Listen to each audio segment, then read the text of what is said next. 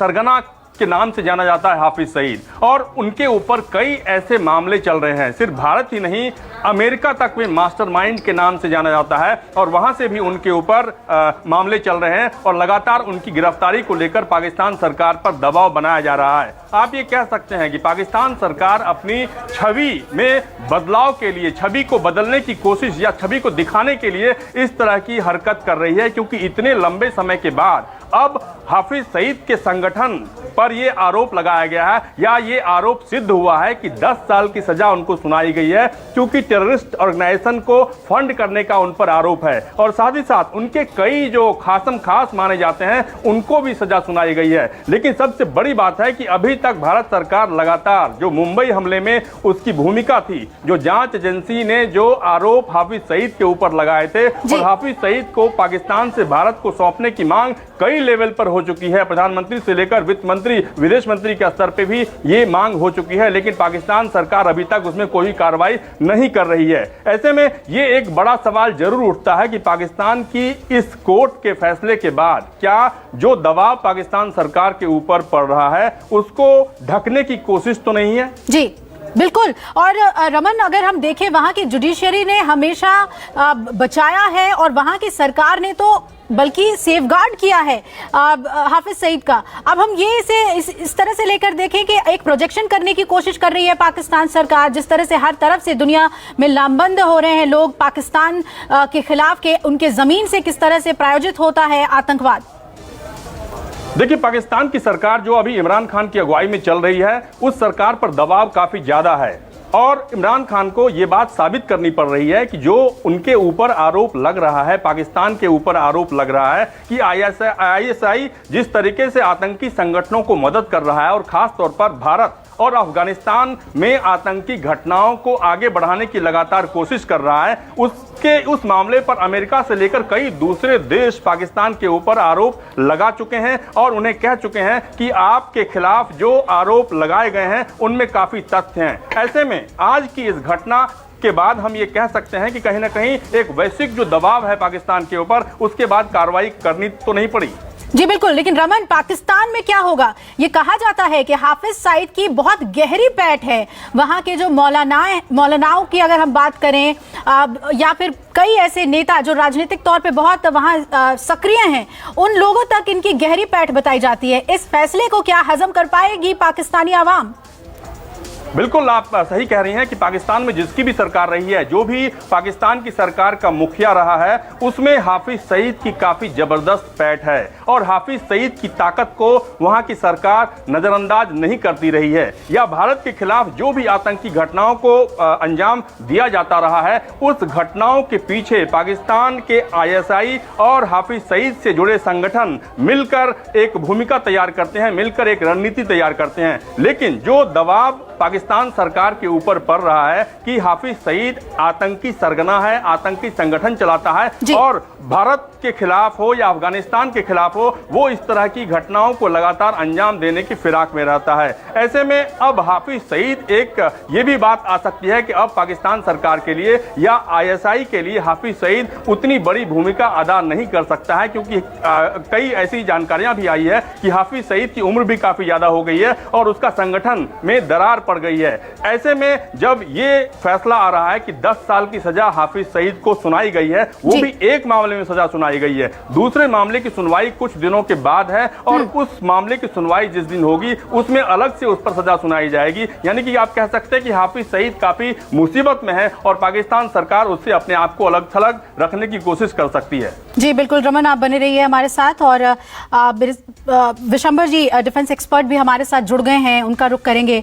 विशंबर जी, पाकिस्तान ने जो फैसला लिया है, बहुत ही देर से लिया है, उसकी तारीफ क्या करें, लेकिन सवाल तो यहाँ ये है कि ये फैसला लिया क्यों है पाकिस्तान ने? क्या माने जो इंटरनेशनल प्रेशर बना है उसे कवर अप करने के लिए वहां की जुडिशरी ने सजा सुनाई है हाफिज सईद को?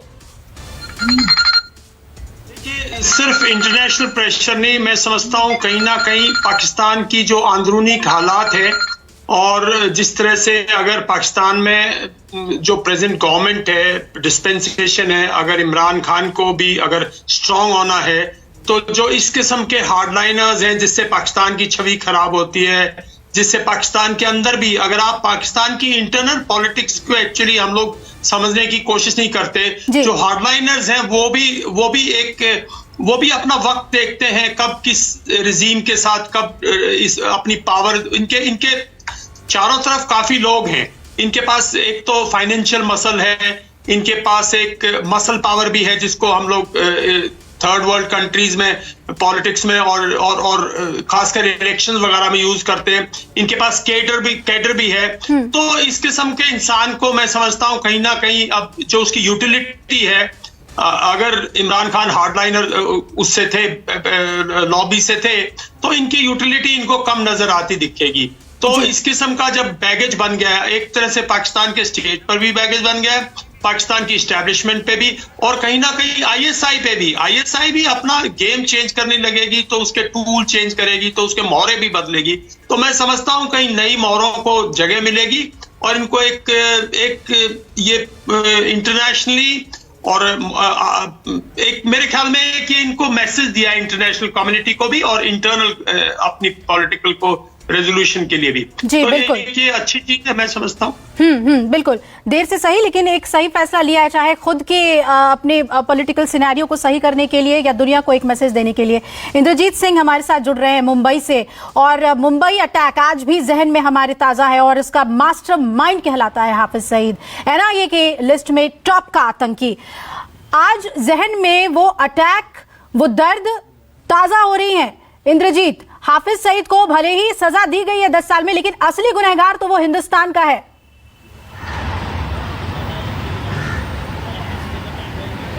जी बिल्कुल गुनहगार है, और ये बात भारतीय जांच एजेंसियां बार बार कहती रही हैं। पाकिस्तान को बार बार डोजियर भी भेजा जाता रहा इस मामले में, और चूंकि 26/11 का जो हमला था वो देश पर सबसे बड़ा हमला उस समय का था, और उसके बाद भी इतना बड़ा कोई हमला नहीं हुआ जिसमें 3 दिन तक ये हमला चला हो। तो कहीं ना कहीं जब भी इसकी बात आती है, हाफिज सईद की बात आती है, या तो 26/11 की जो यादें हैं वो ताज़ा हो जाती हैं, और ये भारत के लिए काफी राहत देने वाली खबर है, खासकर मुंबई के लोगों के लिए काफी राहत देने वाली खबर है, क्योंकि देर से ही सही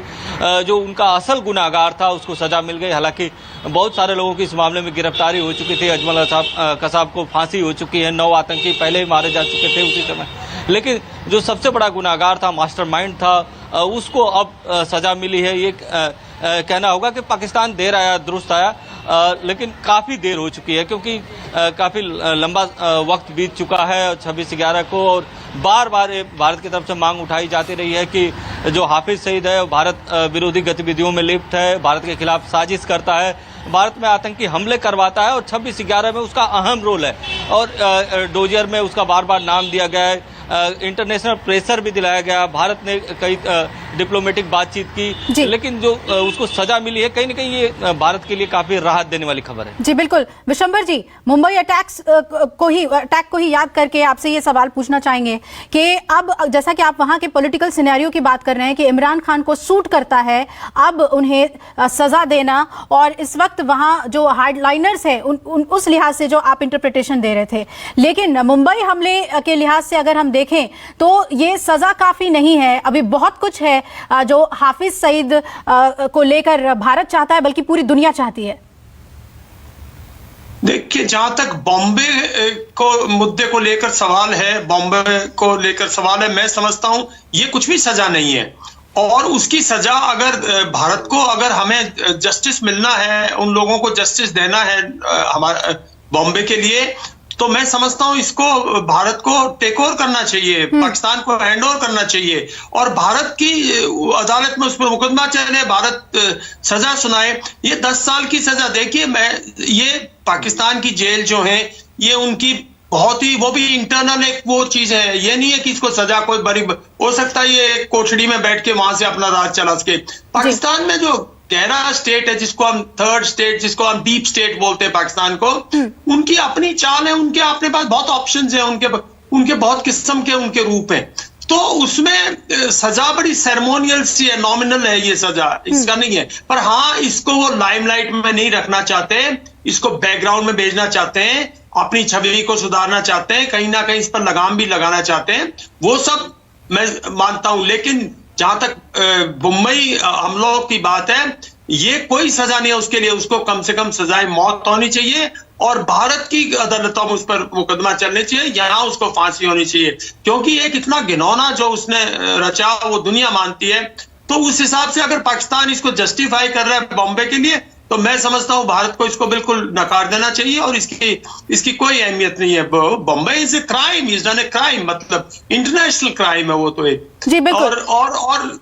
उसके लिए सजा बहुत कड़ी होनी चाहिए, ये उसके लिए सजा नहीं है, ये कोई उसके लिए उसका कोई अहम नहीं, कोई मीनिंग नहीं है इस सजा का उस पॉइंट ऑफ व्यू से। अगर हम उस इंटरनेशनल प्रेशर की बात करें तो रमन आपसे जानना चाहेंगे कि क्या ये FATF में जो ग्रे लिस्ट की जो तलवार जो इनके ऊपर लगातार ब्लैक लिस्ट में जाने की जो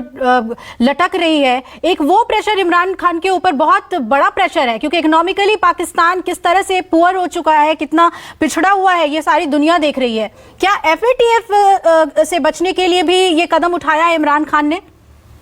बिल्कुल, आप कह सकते हैं कि एक दबाव इमरान सरकार के ऊपर है, लेकिन चूंकि कोर्ट का फैसला है इसीलिए मैं कुछ आपको अहम जानकारी देना चाहता हूं कि आतंकी सरगना हाफिज सईद को 10 साल 6 महीने की सजा सुनाई गई है। पाकिस्तान की एंटी टेरर कोर्ट ने सईद को टेरर फंडिंग से जुड़े 2 मामलों में सजा सुनाई है। सईद के साथ साथ जफर इकबाल, याहिया मुजाहिद और अब्दुल रहमान मक्की को भी 10 साल की सजा सुनाई गई है। लेकिन इसमें महत्वपूर्ण बात यह है कि हाफिज सईद को 4थी बार सजा सुनाई गई है जी। आतंकी इस समय लाहौर में एक और टेरर फंडिंग मामले में 5 साल की सजा काट रहा है। यानी कि आप कह सकते हैं कि चौथा मामला है जब हाफिज सईद को सजा सुनाई गई है, और हाफिज सईद अभी भी इसी मामले में, एक दूसरे मामले में आतंकी को धन मुहैया कराने के मामले में 5 साल की सजा काट रहा है। ऐसे में सबसे बड़ी बात यह है कि क्या जो एक इंटरनेशनल प्रेशर पाकिस्तान की सरकार के ऊपर पड़ रहा है, ध्यान भटकाने के लिए पाकिस्तान की ये साजिश तो नहीं है, ये अपने आप में सबसे बड़ी बात है। जी विशंबर जी, इकोनॉमिक सैंक्शन से बचने के लिए ये कहीं पेपर वर्क तो नहीं कर रहे हैं इमरान खान? देखिए वो भी संभव है, ऐसी बात नहीं है, उनको वहां भी अपनी छवि, वो एक ही बात है इंटरनेशनल में इकोनॉमिक सैंक्शंस, और आजकल खासकर देखिए इवन UN में आजकल बहुत पाकिस्तान बिल्कुल एक तरह से बदनाम हो चुका है for being a terrorist state, और इससे भी उसका सुधार नहीं होने वाला। मैं नहीं समझता जो इकोनॉमिक सैंक्शंस है उसका इतने से इतने अगर सिर्फ हाफिज सईद और इनकी सजा से अगर उनकी छवि सुधरेगी। पाकिस्तान की अफगानिस्तान के अंदर तालिबान के साथ बहुत गहरी डीप इन्वॉल्वमेंट है। जब तक पाकिस्तान पूरे और दुनिया जानती है कि पूरा जम्मू एंड कश्मीर में जो जितना टेररिज्म है उसका सरगना पाकिस्तान है, पाकिस्तान की ISI उसकी सरगना है, और पाकिस्तान की आर्मी उसको स्पॉन्सर करती है और ISI उसको मैनेज करती है, फंड करती है। दुनिया जानती है, ये सब अब चीजें उजागर है। लेकिन अफगानिस्तान में भी जो पाकिस्तान का रोल है, आज से नहीं 1966 से जब से तालिबान का वहां पे हुआ है तब से पाकिस्तान का अलकायदा के साथ पाकिस्तान की ISI की बहुत डीप लिंक्स हैं, और इसकी रूट कम से कम जितनी भी टेररिज्म है वर्ल्ड ग्लोबल टेररिज्म में पाकिस्तान का आता है। तो पाकिस्तान को उससे बचने के लिए अभी काफी कुछ करना पड़ेगा, अपने देश को काफी साफ करना पड़ेगा अगर वो अपनी छवि सुधारना चाहता है और फाइनेंशियल सैंक्शन से उभरना चाहता है, वरना वो ग्रे लिस्ट में रहेगा। इनके कोर्ट की सुनाई हुई सजा पे हम यकीन भी तो नहीं कर सकते ना, हम क्या पूरी दुनिया नहीं यकीन कर सकती। 26/11 हमलों का मास्टरमाइंड ज़कीउर रहमान की अगर हम बात करें, ज़कीउर रहमान लखवी 2015 में लाहौर हाई कोर्ट से जमानत जैसे ही उसे मिली और उसके बाद वो तुरंत लोगों के सामने आने लग गया, उसकी पब्लिक अपीयरेंसेस होने लगी। तो अगर ये बुजुर्ग हो गए हैं तो इनके लिए भी तो यही माने कि ये एक जगह बैठे रहेंगे और लोगों को अपने इशारे पर चलवाते रहेंगे, इनकी सजा पे यकीन भी तो नहीं किया जा सकता। बिल्कुल, और इनकी जेल्स पे, और मैं तो कहता हूं हो सकता है ये एक पब्लिक डेमोन्स्ट्रेशन हो कि भाई इनको सजा सुना दी और इनको जेल में भी डाल दो, तो इनको जेल में भी सारी फैसिलिटीज हैं, वो इनका घर है एक तरह से, इनको नजरबंद कर देते हैं ये। तो ये सब चीजें जो है, ये पाकिस्तान का जो दिखावा है ये कई बार उजागर हो चुका है। लेकिन अब शायद पाकिस्तान नहीं चाहेगा कि वो इसी रिपीटेड जो दुनिया जिस चीज को जानती है वो करता रहे। खासकर अब देखो पाकिस्तान अपनी छवि बदलने की कोशिश करेगा, क्योंकि अमेरिका में भी अगर पावर चेंज होती है तो डेमोक्रेट्स को वो विन ओवर करने की कोशिश करेगा, अपनी डिप्लोमेसी जो है कंप्लीट यूरोप में और अमेरिका में, और क्योंकि चाइना की उसको बैकिंग है, लेकिन उसकी यूरोप में और अमेरिकन स्टेट के सामने जो है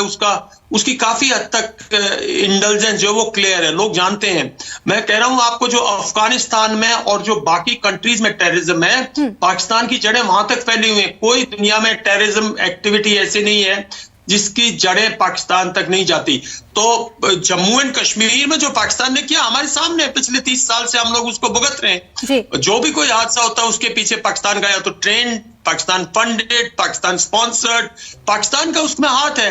तो इतना जल्दी पाकिस्तान को इंटरनेशनल कम्युनिटी छोड़ने वाली नहीं है। अभी पाकिस्तान को रियली अगर अपने आप को क्लीन करना है तो पाकिस्तान को बहुत मंजिल तय करनी है। पाकिस्तान के अंदर बहुत टेररिस्ट हैं, विशंबर जी, अगर ज़कीउर रहमान लखवी, हाफिज सईद और ऐसे आतंकियों की एक पूरी फहरिस्त जिनकी डोजियर हमने कई बार पाकिस्तान को सौंपा है और वो इंटरनेशनली नोन है, इंटरनेशनल प्लेटफॉर्म्स पे वो एग्जिस्टिंग एविडेंसेस हैं, अगर हम इंटरनेशनल लॉ की बात करें तो अब क्या ये सजा पा लेने के बाद, पाकिस्तान में कन्विक्टेड हो जाने के बाद, क्या हम अपने स्टैंड को और स्ट्रांगली रख सकते हैं कि जितने भी आतंकी हमले भारत में हुए हैं उसके लिए इन्हें भारत को सौंपा जाए? बिल्कुल, देखिए उसमें कोई शक की बात नहीं है। पाकिस्तान, हमारा केस बहुत स्ट्रांग है, हमारा केस बहुत क्लियर है। पर बात यह ना कि हमारी बायलेटरल चीजें हैं, हमारे और पाकिस्तान के बीच में कुछ बायलेटरल इश्यूज हैं। हम कहते हैं काफी चीजें हम इंटरनेशनलाइज नहीं करेंगे, वो तो हमें एक पर्टिकुलर केस के लिए हम इंटरनेशनल कोर्ट में गए, वो तो एक उन्होंने जबरदस्ती एक हमारे एक्स नेवल ऑफिसर को अपनी जेल में डाल दिया, तो हम उसके लिए गए, तो जाधव के लिए गए इंटरनेशनल कोर्ट में। तो लेकिन सर अभी तक तो वो नकारते थे ना, अभी तक तो वो नकारते थे, सीधे तौर पर ये मानते नहीं थे कि ये। लेकिन बिल्कुल देखिए, जब उनकी असेंबली, नेशनल असेंबली में उनका एक मिनिस्टर कहता है कि हमने पुलवामा का पूरा रूपरेखा हमने रची और उसका श्रेय इमरान खान को देता है, तो क्या बचता है? कौन सा प्रूफ चाहिए? बिल्कुल विशंबर जी, वो सारे प्रूफ्स हैं और अब शायद पाकिस्तान को भी समझ में आ रहा है, चाहे उनके संसद की बात करें या उनके जुडिशियरी की बात करें, सीधे तौर पर आतंक किस तरह से फल फूल रहा है पाकिस्तान में, ये बातें अब सामने आ रही हैं। आप सभी का शुक्रिया हमसे जुड़ने के लिए। एक छोटे से ब्रेक के लिए हम रुक रहे हैं और इस बड़ी खबर पर लगातार बने रहेंगे।